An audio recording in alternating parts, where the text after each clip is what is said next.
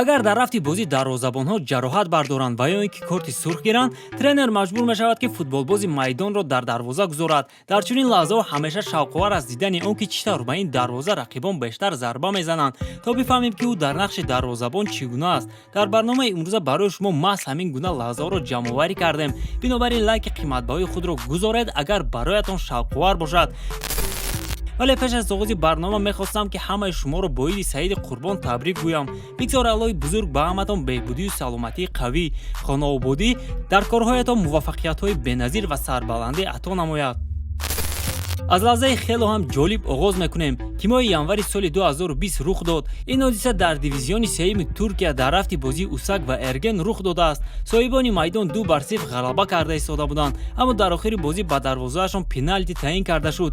Эрсин Айдин тавонист пеналтиро баргардонад, аммо довар ба ӯ корти зард нишон дод, зеро аз рахт берун баромада пеналтиро баргардонд.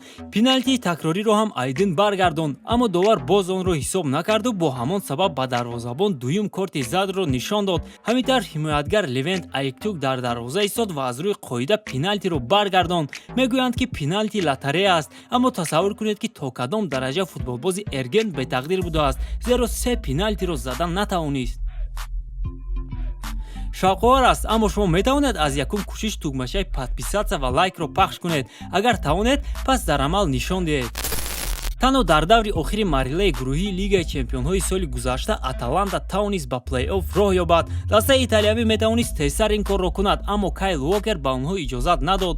дар бозии Аталанта Манчестер Сити дар дақиқаи 81 ки ҳисоб 1-1 буд, Клаудио Браво қоидаи бозиро вайрон кард ва корти сурх гирифт. дар дарвозаи Сити Кайл Уокер истод ки хело боваринок зарбаи ҷаримавиро баргардонд ва дар охири бозӣ хело хуб вақтро кашид. ана барои Харри Кейн ки ба ҷои Уго Лёрис дар дарвоза истода буд бахт омад накард. футболбози аз террас зарбаи он қадар қавӣ назад, аммо ин ҳам басанда буд ки Кейн гол сар диҳад. аммо барои сафед кардани Харри Кейн бояд қайд кунем ки пеш аз дарвозабон шуданаш дар ин бозӣ 3 гол зада буд ки дар натиҷа дастааш 5-1 ғалаба кард.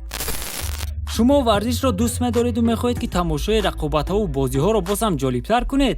ин тавр бошад метавонед аз хизматрасониҳои дӯстони мо аз як икс истифода кунед. инҷо ба ҳамаи рӯйдодҳои варзишӣ коэффициентҳои баланд ва бонусҳои гуногун пешниҳод карда мешаванд.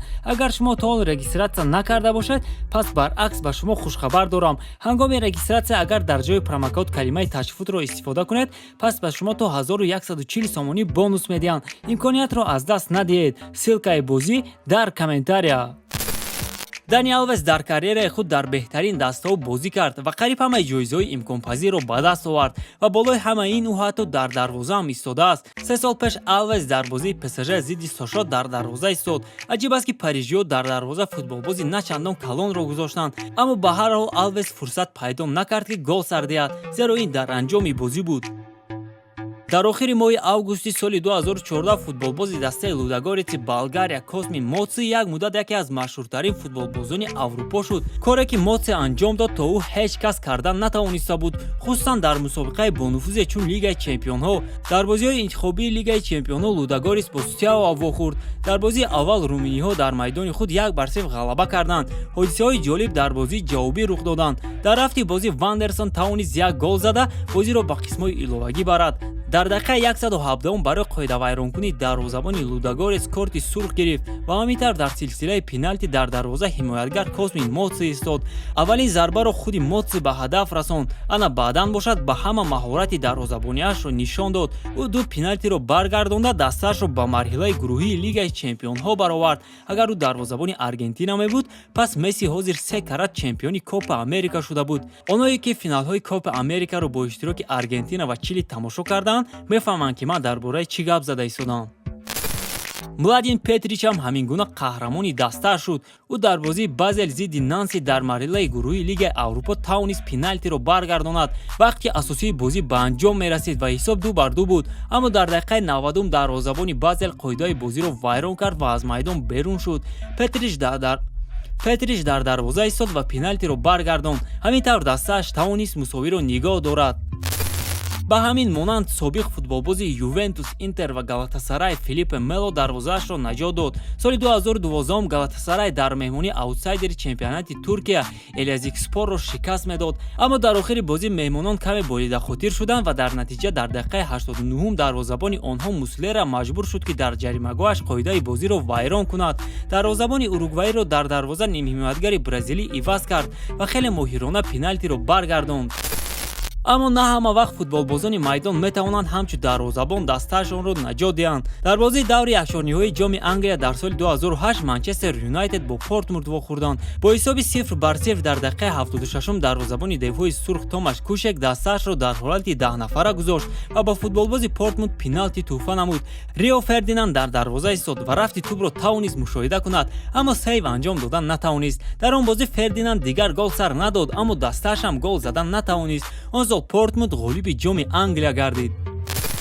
рақобати Челси ва Рединг бо якчанд сабаб дар хотири мухлисон нақш бастааст. якуме ки маҳз дар ҳамон рақобат Петр Чех ҷароҳат бардошт ва пас аз он тамоми карьераш бо сарпӯш бозӣ мекард. дуюме ки дар охири бозӣ дарвозабони дигари Челси Карло Кудичини ҳам ҷароҳат бардошт ва ба ивази ӯ Ҷон Терри дар дарвоза истод. Терри хело хуб бозӣ кард ва гол сар надод. ва дар охир боз як факти ҷолиб, шоҳи футбол Пеле ҳам дар давоми карьераш дар дарвоза истодааст. боре дар рафти бозии ҷоми Бразилия Пеле ба ҷои дарвозабони Сантос Жулмар дар дарвоза истод. шояд рақибон аз зарба задан ба дарвозаи Пеле худдорӣ карда бошанд, аммо факт ҳамеша факт боқӣ мемонад. он бозӣ шоҳи футбол гол сар надодааст. дӯстони азиз, ташаккури зиёд ки видеоро то охир тамошо кардед. фикру ақидаи шумо нисбати эҷодкориҳоямон ҳатмист. бинобар ин дар комментария камбудӣ ва пешниҳодҳои худро нависед. ҳамчунин барои дастгирии беҳамтоятон ташаккур мегӯям, зеро дар як муддати кӯтоҳ мо тавонистем ки каналро дубора бо ҳам фаъол созем. обуна шудан ва пахш кардани зангуларо фаромӯш накунед. ин ба шумо имкон медиҳад ки аввалин шуда аз видеоҳои нави мо бохабар гардед. хайр, то барномаҳои оянда.